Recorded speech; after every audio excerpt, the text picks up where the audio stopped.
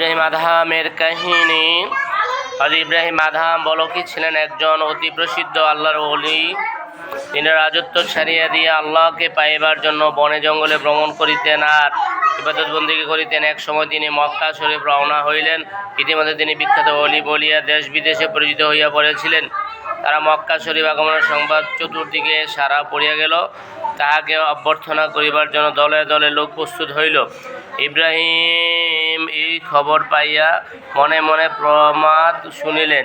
তিনি ভাবিলেন, এত লোক আমাকে সম্মান সংবর্ধনা দিয়ে আসতেছে, এতে আমার মানে না জানি অহংকার উপস্থিত হয় এবং সকল নেকি ও ইবাদত বন্দেগী খোদার দরবারে শেষ হয়ে যায়। সুতরাং তিনি খুব ভাবনায় চিন্তা করিতে লাগিলেন এবং খোদার নিকট সাহায্য প্রার্থনা করিতে লাগিলেন। ইতিমধ্যে এক ব্যক্তি তাহাকে জিজ্ঞেস করিলেন, আপনি কোথা হইতে আসিয়াছেন? আপনি হযরত ইব্রাহিম বিন আদহাম বলকিকে দেখিয়াছেন? তিনি কত দূর আসিয়াছেন? আমরা তাহার জন্য বেকুল হইয়া পথের দিকে তাকাইয়া আছি। ইব্রাহিম বিন আদহাম বলেন, সে ভণ্ডটার কথা জিজ্ঞেস করিতেছেন? সেটা তো একটা হতচ্ছাড়া নাদান।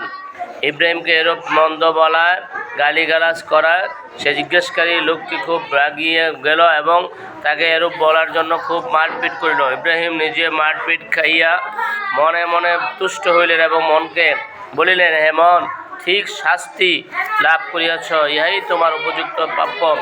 অতঃপর তিনি মক্কা উপস্থিত হইলেন। দলে দলে লোক তাকে দেখিবার জন্য এবং সালাম করিবার জন্য হাজির হইল।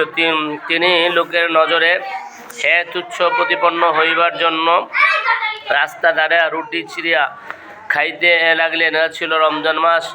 লোকের দরবেশের এই কাণ্ড কারখানা দেখিয়া অবাক হইল এবং বলল, এ আবার কেমন দরবেশ?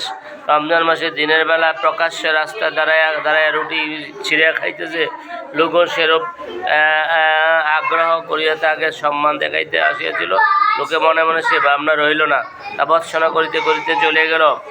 ইব্রাহিম আদহাম মনে মনে তুষ্ট হইলেন এবং লোকের সম্মান পরিবর্তে চিন্তা ঘৃণা উড়াইলেন। ইহার কারণ ছিল এই যে, লোকের সম্মানের ফলে তাহার মনে শয়তান গর্ব অহংকারের সৃষ্টি করিতে পারে। এই জন্য তিনি লোকের চক্ষে ইচ্ছা করিয়া ঘৃণিত সাজিলেন। মোট কথা, ভালো কাজের এবং নেকির মধ্যে যে শয়তানকে ধোঁকা দিয়ে উহার হইতে বাঁচিয়া থাকিবার জন্য আল্লাহ অলিগণ এরূপ চেষ্টা করিতেন। কেবলমাত্র সতর্ক হুঁশিয়ার আল্লাহর অলিগণ শয়তানের এই সকল ধোঁকা বুঝিতে পারেন।